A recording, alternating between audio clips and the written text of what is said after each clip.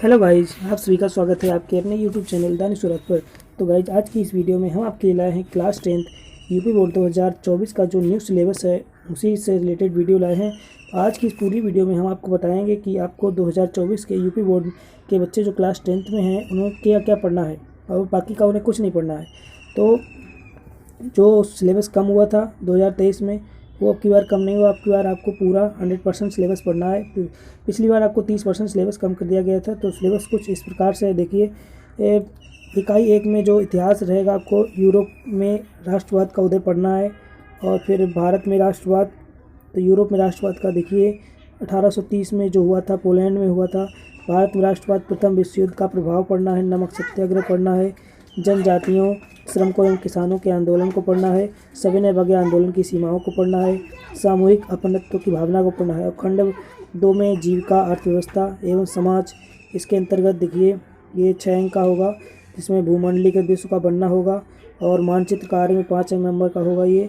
तो इतिहास, भारत की रूपरेखा, राजनीतिक मानचित्र, ये आपको सभी कुछ आपको इस तरीके से पढ़ना है। और देखिए फिर कुछ अधिवेशन है इसी में भारत की रूपरेखा में, जैसे कलकत्ता सितंबर 1920 का अधिवेशन, नागपुर का अधिवेशन, मद्रास का अधिवेशन, लाहौर का अधिवेशन। और फिर उसी में नंबर 2 पर है भारतीय राष्ट्रीय आंदोलन के महत्वपूर्ण केंद्र, असहयोग सविनय अवज्ञा आंदोलन। ये चंपारण, खेड़ा, अहमदाबाद, अमृतसर, चौरी चौरा, दांडी, सभी आंदोलन आपको पढ़ने हैं जो गांधी जी द्वारा चलाए गए थे। और फिर उसी में इकाई 2 में है देखिए समकालीन भारत, और इसमें भूगोल है। इतिहास के अंतर्गत आपको इतना ही केवल पढ़ना है। भूगोल में देखिए 20 अंक का है, ये पूरे भूगोल आएगा आपको 9, जिसमें संसाधन एवं विकास को पढ़ना है, जिसमें प्राकृतिक एवं मानवीय संसाधन नियोजन की आवश्यकता है, ये जितना कुछ भी आता है। और दूसरे नंबर वन एवं वन्यजीव संसाधन, जिसमें वन के संबंधित। फिर तीसरा है जल संसाधन, जल से संबंधित जितने भी आपको ये क्लास 10th में आपको टॉपिक कवर कराए जाएंगे वो आपकी इस चैनल पर आपको सभी उपलब्ध है। और चौथे नंबर पर कृषि होगा। और इकाई 2 में आपको खनिज तथा ऊर्जा संसाधन, ये पूरा आपको 6 नंबर का होगा। ये आपको पूरे सिलेबस में 6 नंबर का पढ़ना है केवल, क्योंकि आपका इस बार पेपर फिर 70 नंबर का होगा। उसी में देखिए 5 नंबर खनिज तथा ऊर्जा संसाधन पढ़ना है आपको।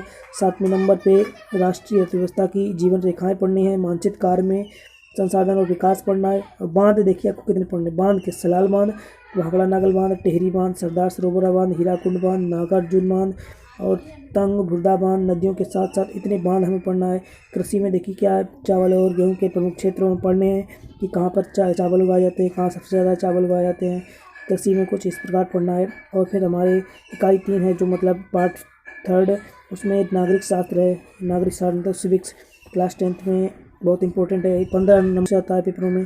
तो इसमें आपको पढ़ना है अध्याय 1 में 2 में सत्ता की साझेदारी एवं संवाद। सत्ता मतलब क्या, तो ये सभी लोगों देश के बंटवारे की क्यों और कैसे कह शक्ति का संघीय विभाजन राष्ट्रीय से एकता में सहायक रहा है।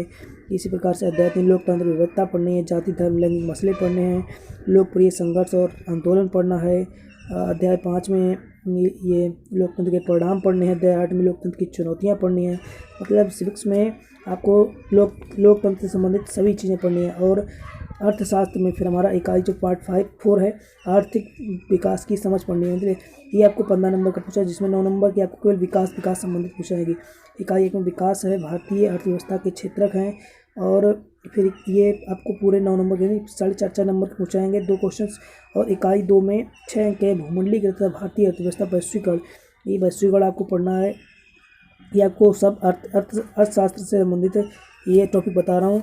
ये आपको सिलेबस 2024 में बहुत ही इंपॉर्टेंट सिलेबस, इसी को पढ़ना केवल।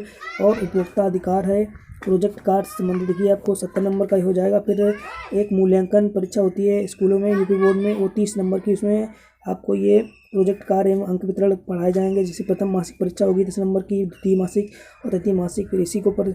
और जो पिछली बार 2023 यूपी बोर्ड में 30% सिलेबस कम किया गया था, अब की बार नहीं कम किया जाएगा। अब की बार जो इतिहास के अंग देखिए ये कटा हुआ था, ये अब की बार नहीं कटा जाएगा।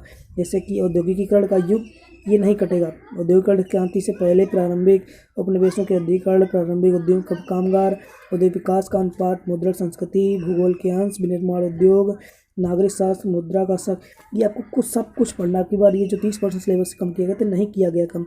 और गाइज बस इतना ही। अगर वीडियो अगर अच्छी लगी तो वीडियो को लाइक करके चैनल को सब्सक्राइब कर लें।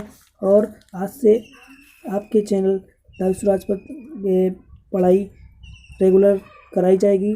और जो भी क्लास 10th एंड 11th के स्टूडेंट्स हैं वो डेली चैनल ज्वाइन करें और पढ़ाई अपनी स्टार्ट कर दें। और यही इतना था कि जो क्लास 10th समाज विज्ञान 2024 यूपी बोर्ड के लिए बस यही न्यू सिलेबस आया था, मैंने कहा प्रोवाइड कर दिया जाए, जिससे कि बच्चे अपने सिलेबस को देखकर उसी में केवल दिमाग दें और कुछ नहीं। और इसी के साथ मिलते हैं अगली वीडियो में, तब तक के लिए नमस्कार, जय हिंद, वंदे मातरम।